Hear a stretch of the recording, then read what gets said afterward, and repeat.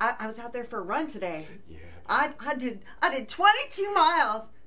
You did 22 miles, huh? That's the most Well, you've ever done, honey. I maybe didn't do 22. All right, how much did you do?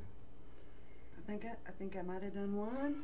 Honey, that is the most you have ever done. It is. Congratulations. I'm so proud. Yeah. I'm tired though, and I think I need a special treat too. All right, what'd you have in mind? I want a Whopper.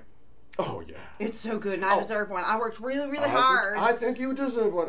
You know, honey, I remember my very first Whopper. What was it? It was in Miami, Florida. I was away for trade school, and I went to Miami because I figured, air conditioning, they'd know how to fix that. Right, of course they did. And I was away from home, and I was feeling a little lonely, and so I went into a Burger King, and I picked up that Whopper, and I took a bite of that Whopper.